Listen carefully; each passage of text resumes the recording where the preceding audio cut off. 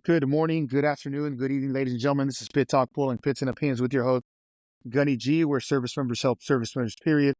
Follow, like, subscribe everywhere you get your podcast and on most social media platforms. Let us know how we're doing. Any criticism is good criticism. Let's get into it. We got a special guest that can explain their name, their little hashtag here shortly. Go ahead and say hello, Mick and Mike. Hello. Hello. Go ahead and introduce yourself, a little background, where you're from. I know you've shared some good information about your marriage, family experience, almost as if you're going to introduce yourself as the new commanding officer of this podcast session, right?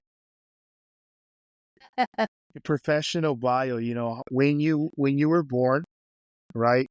Obviously the same year as the Air Force. So we're not aging anybody, but start there when you commissioned, all that good information, how you two came about in that transition to service. Go ahead, the floor is yours. I'm all ears.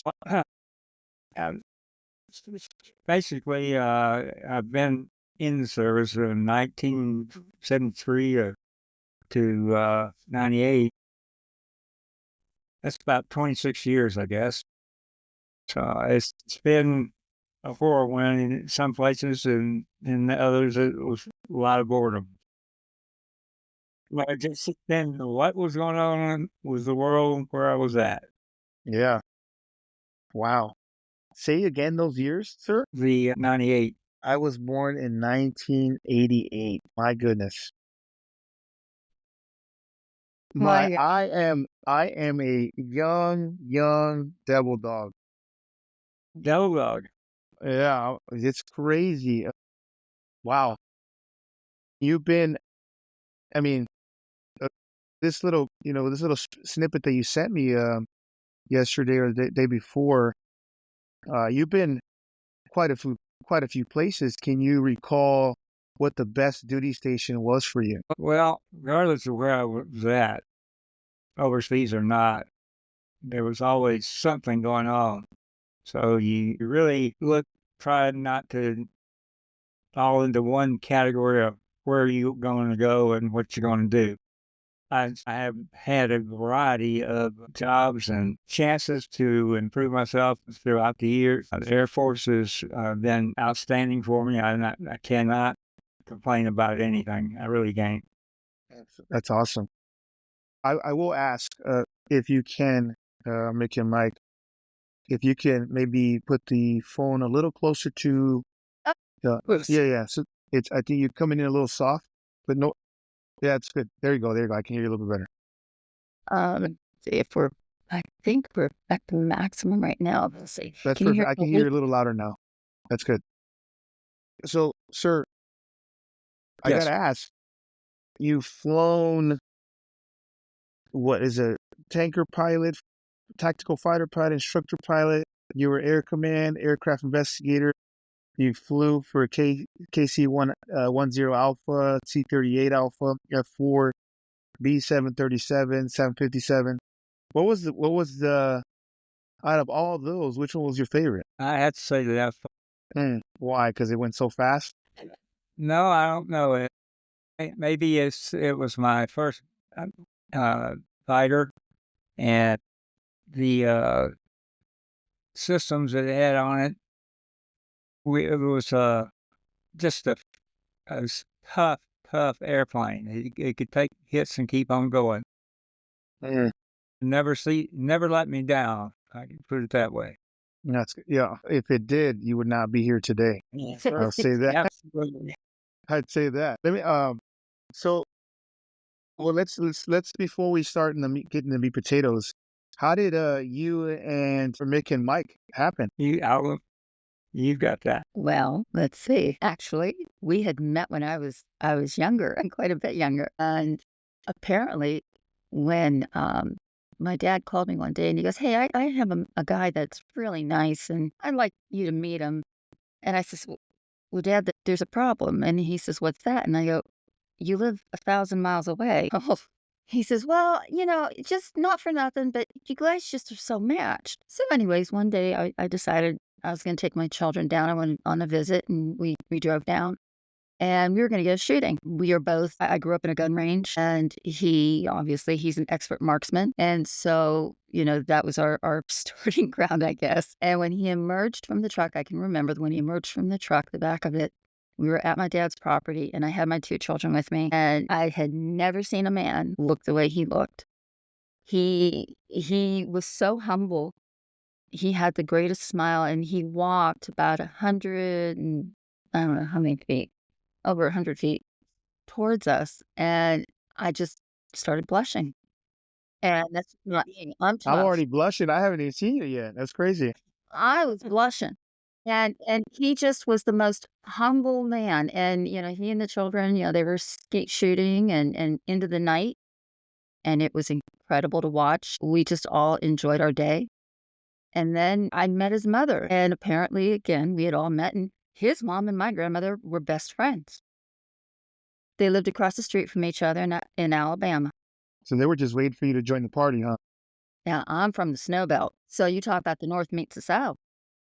So he was just so good with his mother and so kind, and they were able to hushnaggle him several times. You got to remember, down south, these older ladies, they were very genteel and yet very cunning. He was taking care of his mother. He had left the service and his job to take care of his mom in this little town. It takes about 45 minutes just to go to a store. So you have to look at that, and you take everything into account, and it just became this whirlwind. Um, it's definitely a whirlwind. Carrying on a 1,000-mile relationship Oh, is something everybody said was impossible. yeah. And I just remember thinking one day I flew down there, and I remember thinking, oh my goodness, I'm flying past all these homes, this town, this city, this state, all these people, and he wants to see me. Out of all those people, it was incredible. And so we've had so many adventures, and it just grew. A year later, I was back down there, and I remember him. This gonna sound strange, but I remember I was at his home, and we were talking with his mom, and she's so gracious, and she had retired to bed, and I remember sitting there, and he offered me a glass of water. Now, ladies may tell you, when a man is looking at you and he can tell those nuances. He offered me a glass of water, and if anybody thinks that that is silly, it isn't. It was so kind because he noticed something that I just was so shy and didn't want to say anything. It's just these little things that he did, the little nuances. He's so humble. And so it just grew from there. The families get along beautifully. Everybody likes each other. And, we decided that we knew we were perfect for each other. It's a good story, Mick and Mike. And I like the name. It kind of goes, it's almost like the perfect hashtag, the little tag you guys got, Mick and Mike. I love it. It goes well with each other. You guys obviously compliment each other. Thank God you guys met. Thank God that the F4 kept you safe, and right? And so that you'll be here. I'd say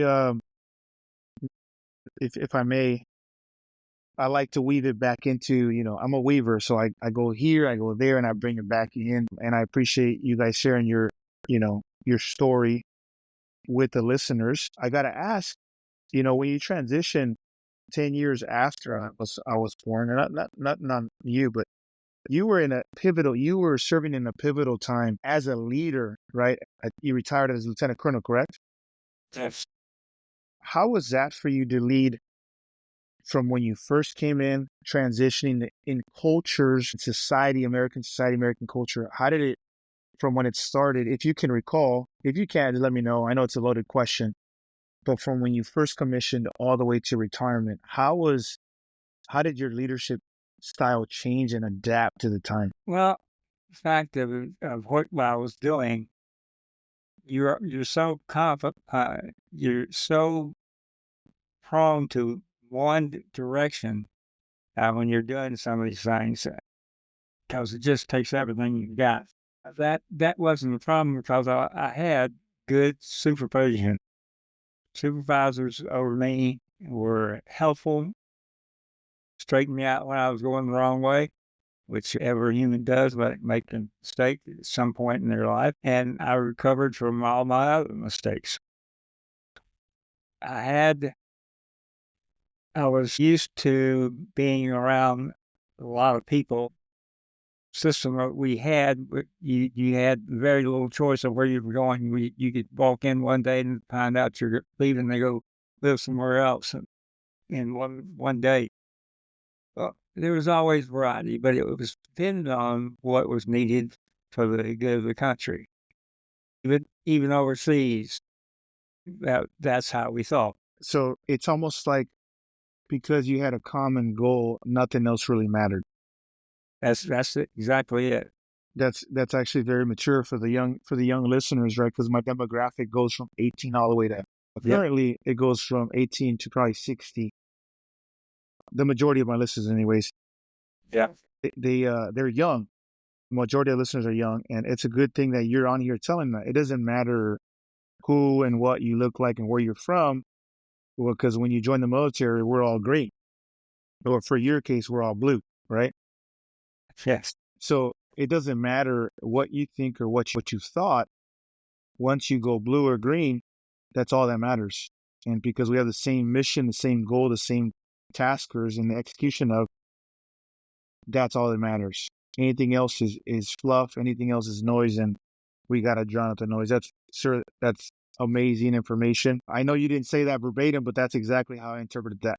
Thank you for that. I got to ask, you mentioned your favorite, so it would not even be fixed ring. So in the Marine Corps, we have fixed and rotor. Go ahead, If man. I could say real quick, the one thing that that impressed me when I first met him was that he was constantly telling us about how he was impressed with the younger people that were coming in to the service, and especially the fact that women, he was training, because he was a flight instructor.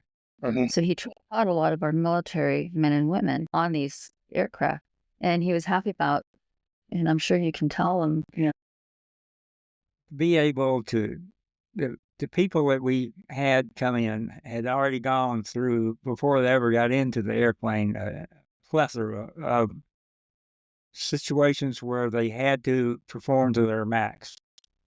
And it never ceased to amaze me some of the things that they could get through and do well for the first time, and then continue to do that throughout their time that I was with them. I can only think of a few times that I said, "Oh my God, what's fixing to happen?" There's things that you can do something about, and some you can't. You have to learn to adjust to what the situation is and how quick you need to react and what the results will be if you can figure it out before you get there. It just really makes a difference. Being married, I had a lot of thoughts about when I'd come home and say, "Honey, I'm going to be gone for 2 months." That happened all the time. And that was because of where we were at. At that time, we were overseas. It's going on, and we had to respond immediately. I have never in my life seen so many people get together and pull in one direction to get the job done. Yeah, that's good. That's good. Back to your previous point, you two. Once you go blue, that's it. That's all that matters. Nothing else matters. Nothing that we do. The only thing that matters is being lethal and a warfighter. So that's really good. You said it in the very beginning. You're an expert marksman. How did you feel? And again, I'm weaving it back, sir, if I may, excuse me. Sure. And if you can recall, you're an expert marksman. So when you joined, the rifle or a weapon system was issued to you, yes? Yeah. How did the Air Force is going back to that because they took it away? How did you feel when it took it away, or it wasn't an issued item anymore? Or training with the weapon system, excuse me. One of the things you didn't do, when the IRS made the decision, you accepted it and moved on as best you make it the best you could. So, and there was always something that needed to be improved. And we had systems that where you as a young person out there could actually complain about or bring up to our supervisor and get results, because the supervisors were wanting results. They didn't want to have to go through fixing everything every day. So they wanted good, solid results out of our efforts. So while you were instructing, because after you were instructing, did you find it weird that you weren't not instructing, but did you find it weird that the weapon system, such as a rifle or a rifle basically, wasn't a priority anymore, and it was more geared towards your job? No, we accepted that. There's challenges that were coming up all the time, and we, as a group of people in that particular section of the base there, would work together to get that done. We had guidance from leadership.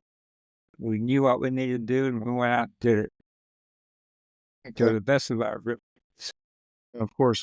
I mean, if you didn't, it would be bad for everybody in the organization. Oh yeah, Wasn't an option.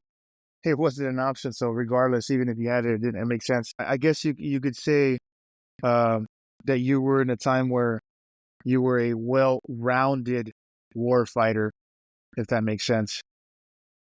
yes. No shade, no shots thrown, no pew-pews, nothing like that, but different time, different requirement. So I'm going to ask, if you can recall, and if I may, what was your fondest out of all? You've already mentioned what aircraft you like to fly, obviously because it went fast. That makes sense. You love the adrenaline, right? It makes sense. But you had mentioned that you had served in Iraq, Iran, Afghanistan, Germany, Philippines, etc.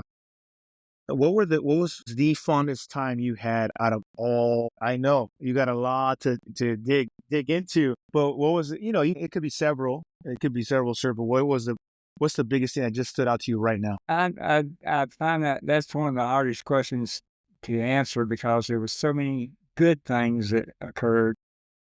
It was bad and good, but there were so many good things that brought out how much we worked together to get to the results we needed to be at. Doing that in large organization is always going to be tough to do it. And you got war stories everywhere. You hear all about that, and usually that's a lot of people just talking. Everybody understands what they're talking about. Yeah. We had a system that had to be responsible and reply to the efforts that are being made.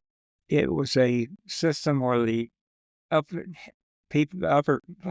controllers that were making the systems work and providing the information that needed to be there was understood. Yeah. So there were no mistakes based on I made a human error. You had to get rid of those human errors because sometimes you can't recover from them. Yeah, no, I'm tracking, so that makes sense. I gotta ask, what do you? How about it's the better question, but it's a more specific question, which I can assume the answer, but I don't want to assume. What's the one thing you miss from the service? Well, one of many, I'm sure, but just one thing that pops out to you. So, for example, a lot of service members that retire, I talk to a lot of veterans out there. The one thing they miss because they don't have it out in the civilian sector is camaraderie. You're with the boys, so to speak. Being overseas, we were a small group in where you went, and that made up the general populace of Americans there. You felt sometimes like you were a intruder, but I was actually very lucky. I had lived off base in Germany. My landlord would bring us things to eat, and that his wife had put together just because, not asked to. They just said, try this and see what you like. The little things made a lot of difference because the people we were dealing with knew what was. If we weren't there, they would be speaking a different language. Yeah, that's crazy. Go ahead. Sorry. Nope. Well, that's really my point. It's reunions and boneyard talks all made so much difference to everybody. You communicated with each other as best you could, and it worked out great. For good and bad, it came out. We're all human, but we all work for one constant goal of keeping the area safe. We still go to Yeah, the yeah. reunion. Yeah. Yeah. I was just actually gonna, that was gonna be the my next question that ensued. That was gonna be my topic of discussion. But it's the kneecap to kneecap moments that you have with individuals, whether it be people that support the service or people in the service. That's what it sounds like. Those kneecap to kneecap moments where you got to know each other in the suck, so to speak, that you miss. That's awesome, because I agree. It's going to be those moments that we think we're miserable in, but we look back, it's like, that was fun. That was fun. Why? Because he or she did it with me. That's awesome. And they were here at a time when we're talking back in the 80s, and Yeah. you had Operation Desert Storm.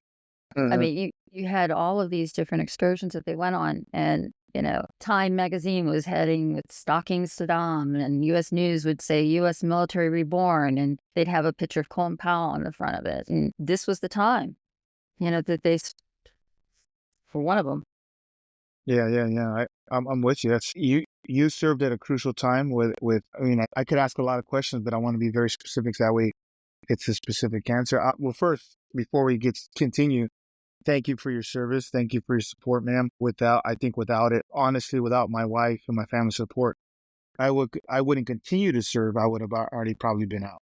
And so that's a big deal. Nobody knows what we go through, what the families go through to support a service member. If you've never been in those shoes, I don't think you're at liberty to speak about it or even say anything about it, because you don't know what we know, or you don't go through what we do. I'm sure that there's heartaches for all families, but this specific one, I don't think anybody should have the honor or privilege to speak about unless you've been in our shoes. I think we'd agree on that. So that's awesome. And sir, thank you for your service. 20 years is already an achievement. 30 is they say 20 is a hobby, 30 is a profession. You were almost there. So I got to ask, after you transitioned, how was that for you and you and your family? That was, for me, I was looking at what I had done to help the rest of the people those that work for me and I worked with get to where they need to be. That was what you did. Everybody pulled together. If you had a difference with somebody, you would address that. You'd come out and say, "Hey, let's try. I don't think this is going to work. I've seen this, blah blah blah." To make sure that you're going to get the job done best you can with least effort. Well, how was it for you, Mick, after you transitioned from Well, I service? was in the picture after the transition. Oh, Well, okay. I was in the picture just after the transition, and How was it for him? well, he worked for he worked for airlines in OSHA. Yeah. He went to work for OSHA. So when he retired from all of that, then that's what you say. What do you do? Yeah. Once you're retired from everything, Yeah. what do you What's do? left? Yeah. That's crazy. Interesting. Did you see some things that, did you experience some things? Because obviously you weren't through the brunt of the service, but you had the after effects of it. Did you notice anything that was, that was potentially concerning to you at times? Well, we're human. Humans Of course. make Of mistakes. course.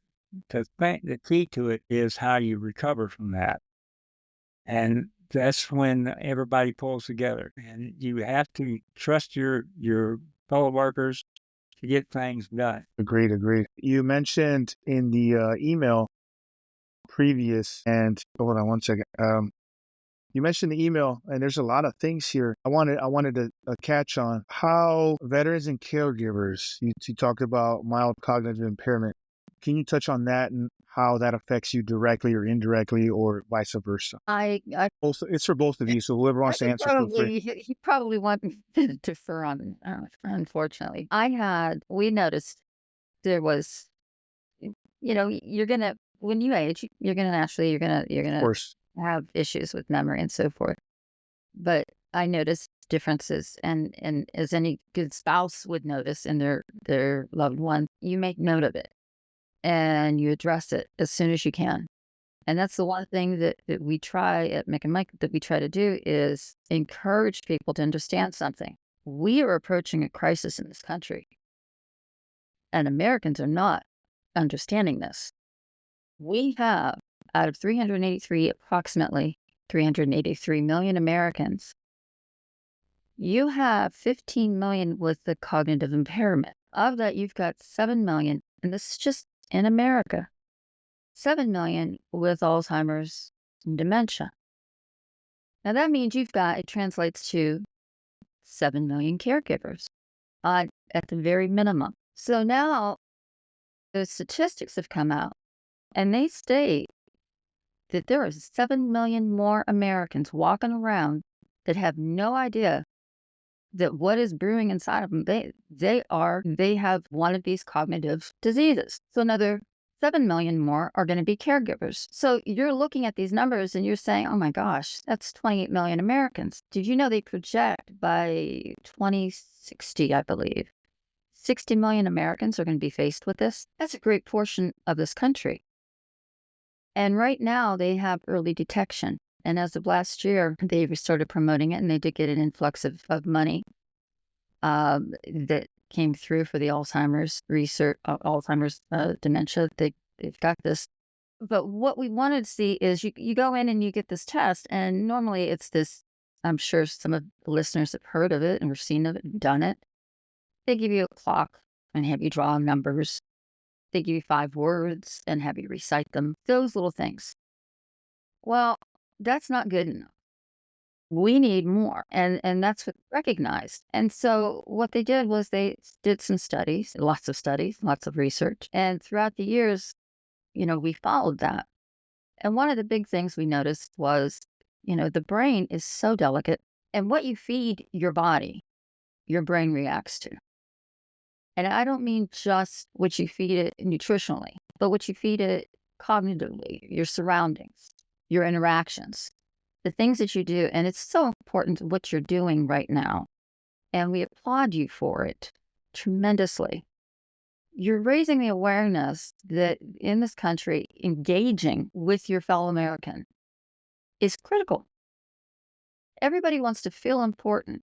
But what they don't understand is when you're feeling that, your brain is stimulated. And we need to have our veterans in this country understand that we are with them from the start of their service through the end.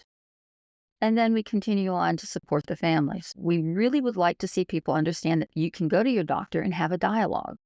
We want them to. If you notice anything, if you notice any red flags, start that discussion. It is not the end of life.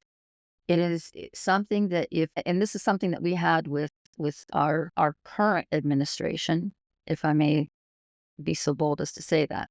This is a huge problem I had with this administration, is because there was such an opportunity to seize that moment and say, look, this is something that's going on.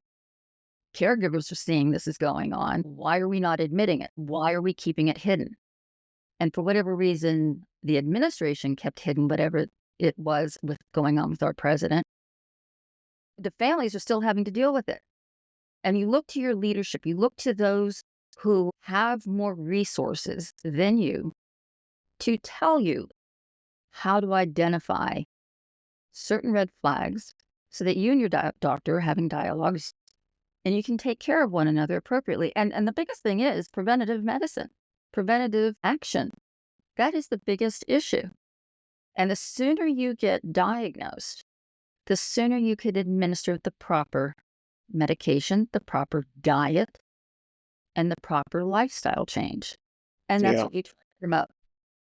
That's really good. Can you share with the listeners what would be some, because again, nobody's an expert. I don't think. I think everybody else gives recommendations and experience. But what have you seen, or what do you know of some of the key indicators before?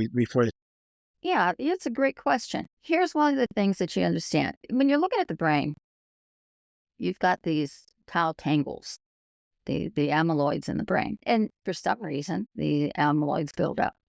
These tau tangles occur, they break open, and the amyloids flood in. And your synapses it affects, and so forth and so on. We can all visualize that. But what contributes to it are some of the unknowns. We noticed diet changes. I noticed one day we were back in the snow belt and I ran out of peanut butter. This is so innocuous in a way. I ran out of peanut butter and we just stopped eating peanut butter. And he and I both noticed the day after we had a peanut butter sandwich, we both were having issues. Our clarity. So we decided, you know what, let's start something here. He had a heart attack 11 years ago. 11 years ago. He had a heart attack and a stroke and was told that it was indigestion. We were told it was indigestion. Again, red flags. The only indicator that he had, and I implore your listeners to understand something, grasping at the chest, the elephant on the chest, is not always your only indicator.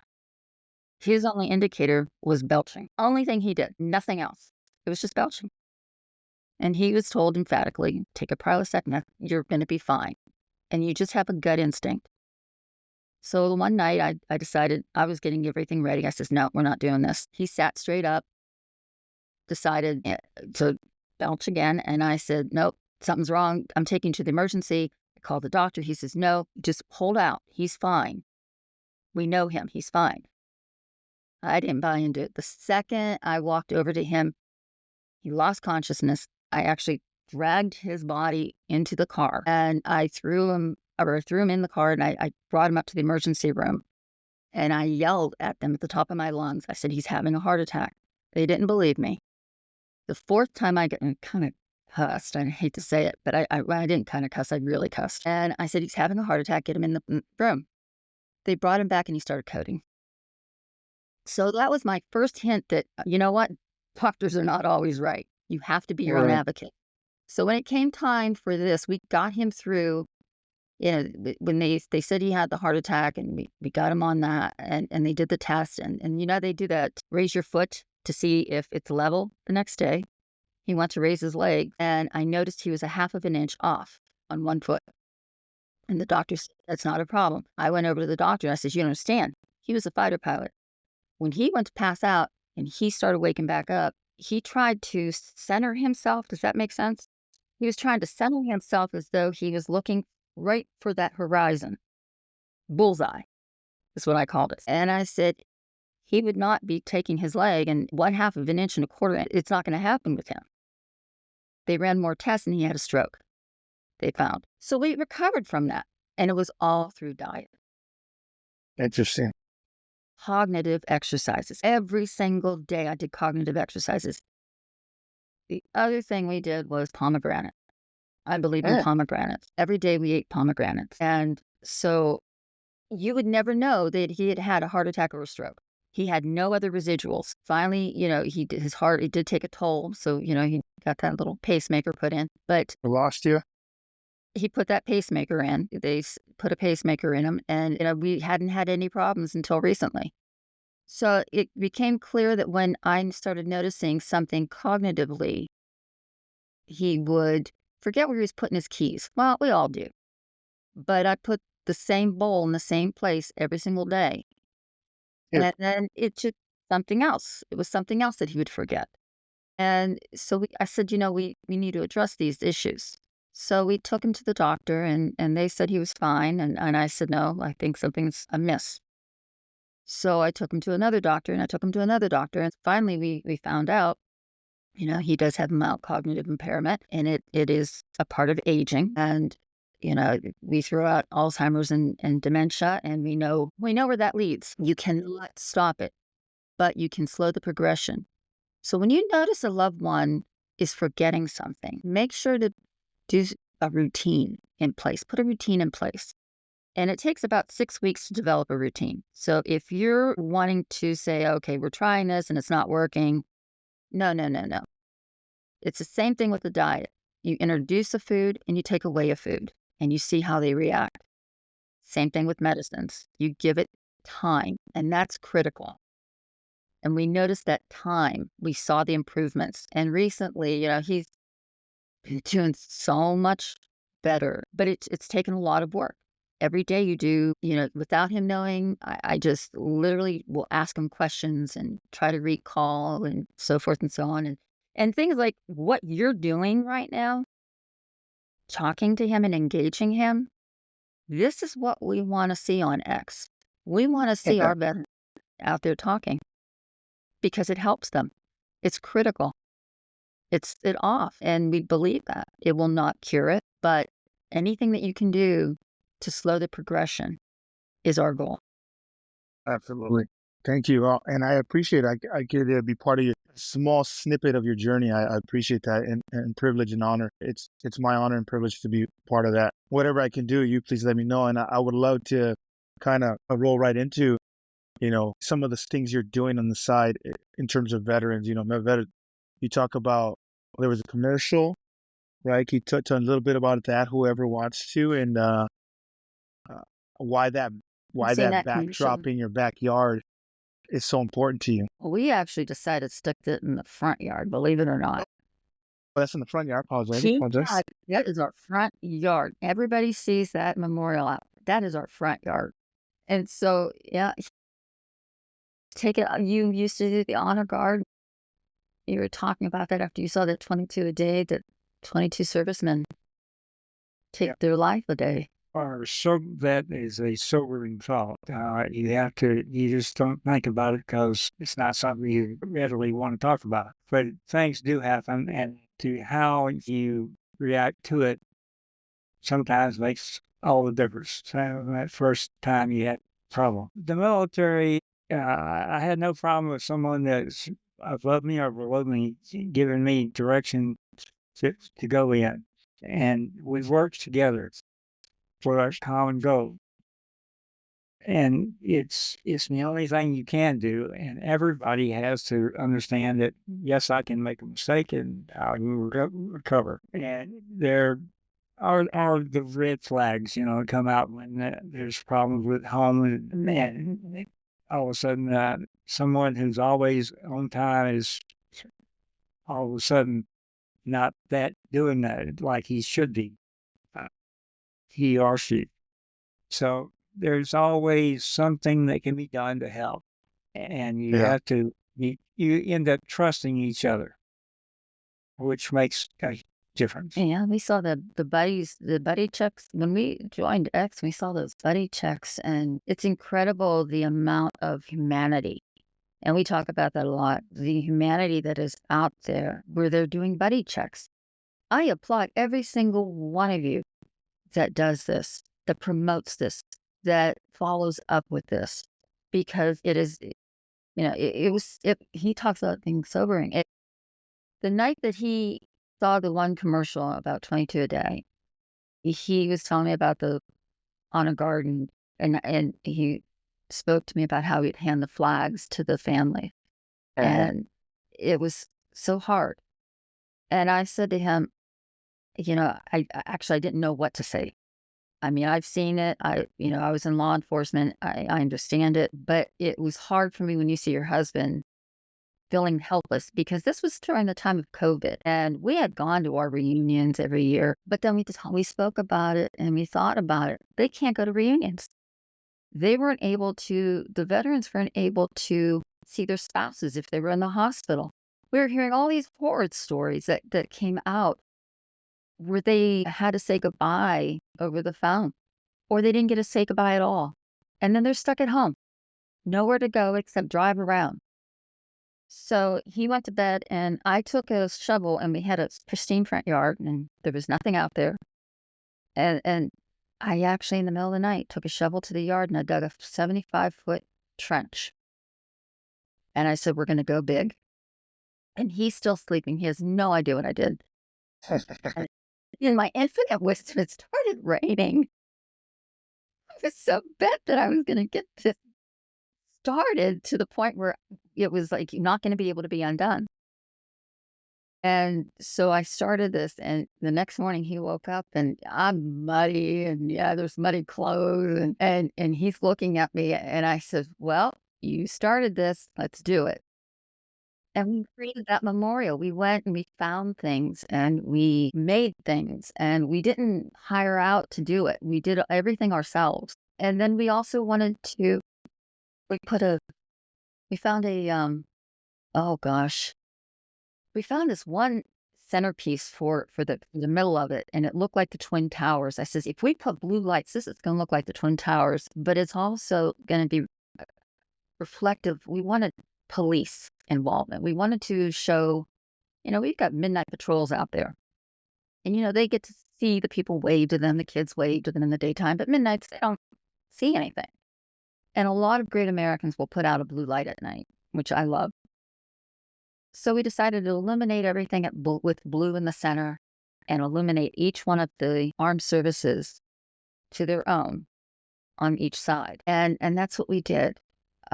So we incorporated that into our yard, and then we added flags. We bought a ton. Oh my gosh, we bought over 2,000 flags we purchased, and we made this huge arrangement, and we let the community know, come take a flag, take a couple flags, whatever branch you want.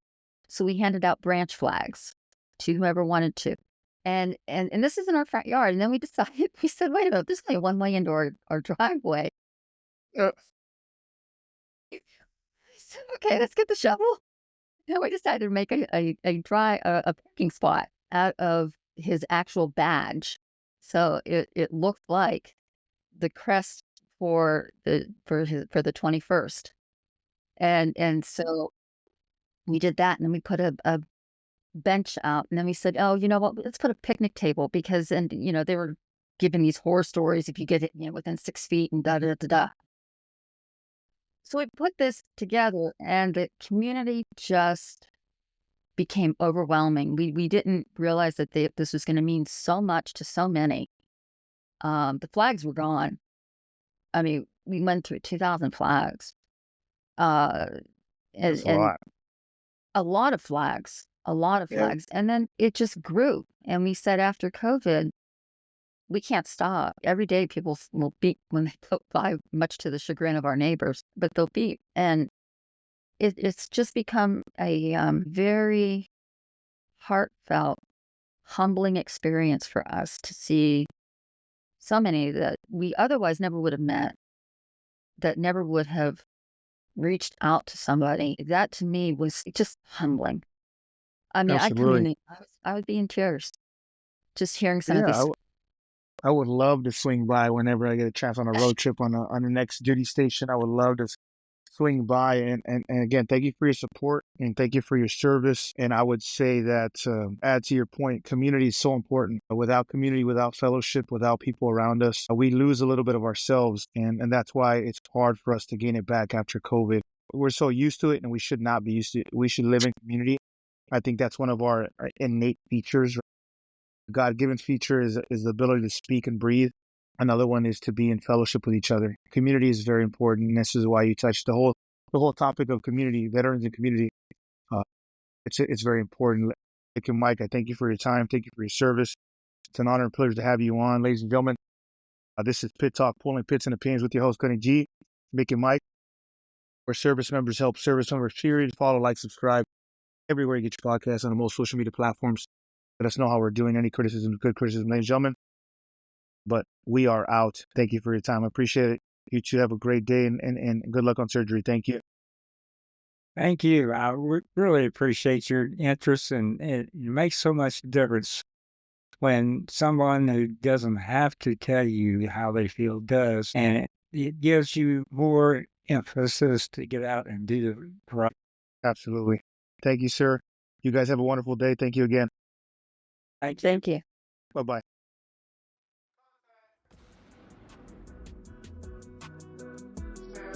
Stand by, contact. Ceasefire. Stand by, contact. Ceasefire. Pit Talk is a podcast featuring active service members who discuss their thoughts and opinions on various issues surrounding military life, current events, and history. The statements heard here are the opinions of its members and guests. These do not necessarily reflect the views of the Department of Defense and are not endorsed or sponsored in any way. Listener, viewer discretion advised.